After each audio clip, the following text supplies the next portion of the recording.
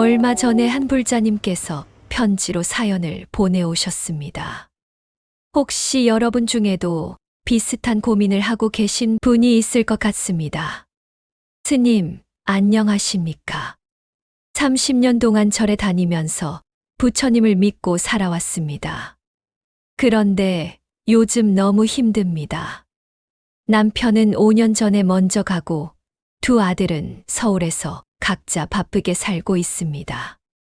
한 달에 한 번 정도 안부 전화를 하는 것이 전부입니다. 며느리들은 저를 귀찮아하는 것 같고 손자들은 저를 잘 모르는 것 같습니다. 친구들도 하나둘 세상을 떠나거나 몸이 아파서 만나기 어려워졌습니다. 하루 종일 집에 혼자 있으면 답답하고 외롭습니다. 텔레비전을 봐도 재미없고 책을 읽어도 집중이 안 됩니다. 절에 가면 조금 나아지지만 집에 돌아오면 또 똑같습니다. 부처님을 믿으면서도 이렇게 외롭고 힘든 게 정상인가요? 제가 신심이 부족한 건가요? 어떻게 하면 이 외로움을 이길 수 있을까요? 이 편지를 읽으면서 마음이 아팠습니다. 먼저 말씀드리고 싶은 것은 외로움을 느끼는 것이 신심 부족이 아니라는 것입니다. 부처님께서는 고통을 피하려 하지 말고 고통을 통해 배우라고 하셨습니다. 지금 느끼고 계시는 외로움은 더 깊은 깨달음으로 가는 문일 수 있습니다. 영자님의 사연을 보니 몇 가지 문제가 보입니다. 첫째, 아직도 가족들에게서 위로를 받으려고 하고 계시는 것 같습니다. 자식들이 자주 연락하지 않는다고, 며느리들이 귀찮아한다고 서운해하고 계시죠. 하지만 부처님께서는 기대가 클수록 실망도 크다고 하셨습니다. 자식들도 자기 삶이 있습니다. 그들이 행복하게 살고 있는 것만으로도 감사한 일이 아닙니까?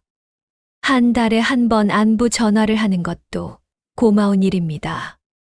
요즘 세상에 그것만으로도 효자입니다. 둘째, 혼자 있는 시간을 제대로 활용하지 못하고 계시는 것 같습니다.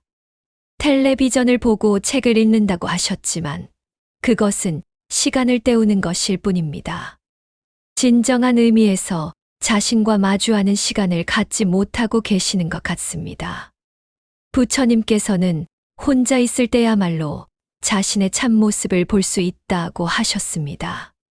셋째, 30년 동안 절에 다니셨다고 하셨는데 아직도 부처님의 가르침을 일상에 적용하지 못하고 계시는 것 같습니다. 절에 가면 잠시 나아지지만 집에 오면 또 똑같다고 하셨는데 이것은 신앙이 아직 피상적인 단계에 머물러 있다는 뜻입니다.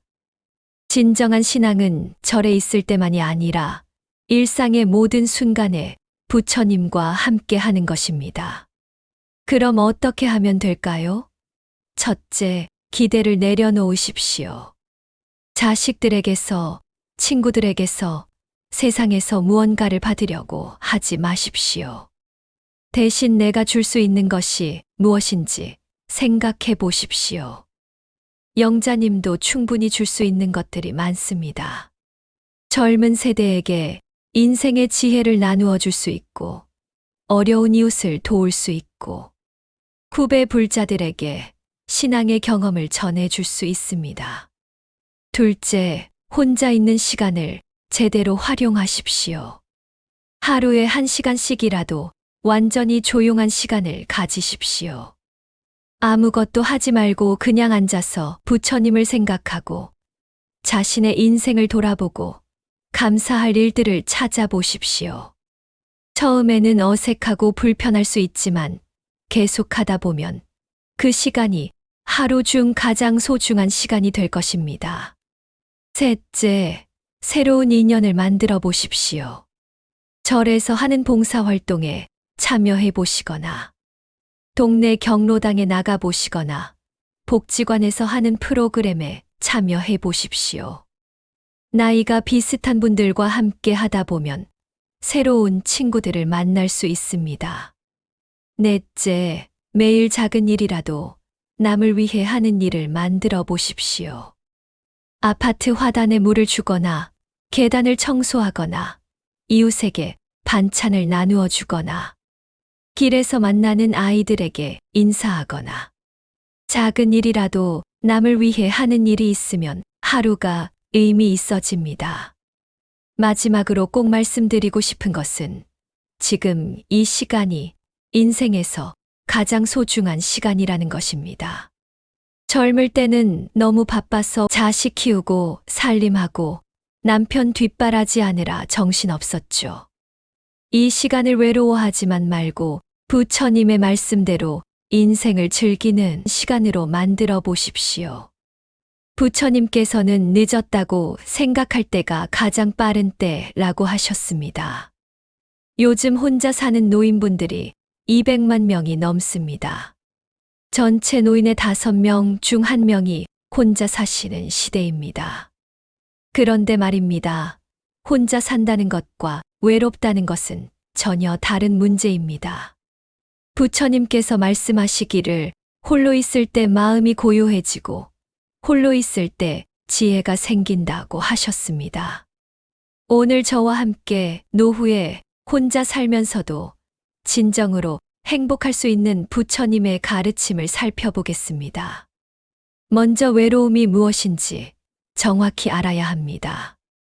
많은 분들이 혼자 있으면 무조건 외롭다고 생각하는데 이것은 잘못된 생각입니다. 부처님께서는 고통은 집착에서 생긴다고 말씀하셨습니다. 외로움도 마찬가지입니다. 남편이나 아내가 있을 때, 자식들이 어릴 때, 친구들과 어울릴 때 느꼈던 그 감정들에 집착하기 때문에 지금의 혼자 있는 상황이 외롭게 느껴지는 것입니다. 제가 템플스테이에 오시는 할머니 한 분을 만났습니다. 처음엔 스님, 저는 남편도 먼저 보내고 자식들도 다 독립해서 너무 외롭습니다 라고 하시더군요. 그런데 사흘 동안 절에서 혼자 있는 시간을 보내고 나서는 스님, 이상해요. 집에 있을 때보다 여기서 혼자 있을 때가 더 편안합니다 라고 하시더군요. 왜 그럴까요? 절에서는 외로움을 달래려고 텔레비전을 켜거나 누군가에게 전화를 걸 필요가 없었기 때문입니다.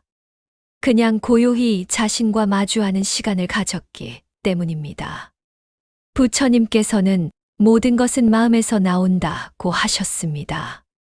혼자 있다는 것은 객관적 사실이지만 외롭다는 것은 마음의 상태입니다. 같은 상황에서도 어떤 마음을 갖느냐에 따라 외로울 수도 있고 평안할 수도 있습니다. 외로움을 느낄 때는 내가 지금 과거의 무언가에 집착하고 있구나 하고 알아차리는 것이 첫 번째 단계입니다. 집착을 놓아버리면 외로움도 자연스럽게 사라집니다. 또한 외로움은 자신을 사랑하지 못할 때 생깁니다. 평생 남을 먼저 생각하고 살아온 분들이 많습니다. 특히 여성분들은 남편을 위해, 자식을 위해 살아왔지, 정작 자신을 위해 살아본 적이 별로 없습니다. 그러니 혼자 남았을 때 자신과 어떻게 지내야 할지 모르는 것입니다. 부처님께서는 자신을 사랑하지 못하는 사람은 남도 진정으로 사랑할 수 없다고 하셨습니다. 이제는 자신을 사랑하는 법을 배워야 할 때입니다. 고독을 벗삼는 지혜는 우리 인생을 밝게 빛나게 해줍니다. 오로지 나에게만 집중할 수 있으니까요. 부처님께서는 젊은 시절 왕궁을 떠나 6년 동안 홀로 수행하셨습니다. 그 고독한 시간 속에서 깨달음을 얻으셨습니다. 고독은 우리의 적이 아니라 가장 좋은 스승입니다. 고독한 시간이야말로 자신의 내면을 깊이 들여다볼 수 있는 소중한 기회입니다. 고독을 벗삼으려면 먼저 고요함을 즐길 줄 알아야 합니다. 많은 분들이 조용하면 불안해합니다. 그래서 텔레비전을 하루 종일 켜두거나 라디오를 틀어놓습니다. 하지만 이것은 고독을 피하는 것일 뿐 근본적인 해결책이 아닙니다. 진정한 평안은 고요함 속에서 찾을 수 있습니다. 부처님께서는 고요한 마음에서 지혜가 생긴다고 하셨습니다. 매일 아침 30분, 저녁 30분씩 완전히 조용한 시간을 가져보십시오. 아무것도 하지 말고 그냥 앉아서 숨 쉬는 것을 느껴보십시오. 처음에는 불편할 수도 있습니다.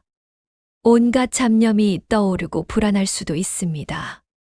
하지만 며칠 계속하다 보면 그 고요함이 얼마나 소중한지 알게 됩니다. 그 시간이 하루 중 가장 편안한 시간이 됩니다. 고독한 시간을 활용해서 자신의 인생을 돌아보는 것도 중요합니다. 지금까지 어떻게 살아왔는지, 무엇을 이루었는지, 어떤 실수를 했는지, 어떤 것들에 감사해야 하는지 차근차근 생각해 보십시오. 부처님께서는 과거를 성찰하는 것은 지혜를 얻는 길이라고 하셨습니다. 자신의 인생을 돌아보면서 그동안 모르고 지나쳤던 소중한 것들을 발견하게 됩니다. 또한 고독한 시간을 창조적으로 활용할 수 있습니다. 평생 하고 싶었지만 시간이 없어서 못했던 일들을 해보십시오. 그림을 그려보거나 시를 써보거나 악기를 배워보거나 정원을 가꿔보십시오. 나이가 들었다고 새로운 것을 시작할 수 없다는 법은 없습니다. 오히려 이제야 진정으로 자신만의 시간을 가질 수 있게 된 것입니다. 부처님께서는 배움에는 끝이 없다고 하셨습니다. 평생 학습의 즐거움을 만끽해 보십시오. 또 새로운 관계도 만들어 나가 보세요. 혼자 산다고 했어. 사람들과의 관계를 끊고 살라는 뜻은 아닙니다. 다만 관계에 대한 새로운 관점이 필요합니다. 젊을 때는 의무감으로 맺는 관계가 많았습니다. 회사 동료, 이웃, 자식, 친구, 부모들과의 관계 등 대부분 선택의 여지가 없는 관계들이었습니다. 하지만 이제는 진정으로 원하는 관계만 선택할 수 있습니다. 부처님께서는 좋은 벗을 만나는 것은 깨달음의 반이라고 하셨습니다. 나이가 들어서도 새로운 친구를 만들 수 있습니다. 도서관에 가거나 문화센터에 가거나 종교 활동에 참여하거나 봉사 활동을 하면서 비슷한 관심사를 가진 사람들을 만날 수 있습니다. 이때 중요한 것은 받으려고만 하지 말고 먼저 주려는 마음을 가져야 한다는 것입니다. 제가 아는 할아버지 한 분은 75세에 컴퓨터를 배우기 시작하셨습니다. 처음에는 마우스 잡는 것도 어려워하셨지만 포기하지 않고 계속 배우셨습니다. 이제는 유튜브도 보시고 이메일도 보내십니다. 더 놀라운 것은 컴퓨터를 배우면서 평생 몰랐던 전 세계 사람들과 소통하게 되었다는 것입니다. 외국에 살고 있는 한국 동포들과도 연락하고 같은 취미를 가진 사람들과도 교류합니다. 혼자 살지만 전혀 외롭지 않다고 하십니다.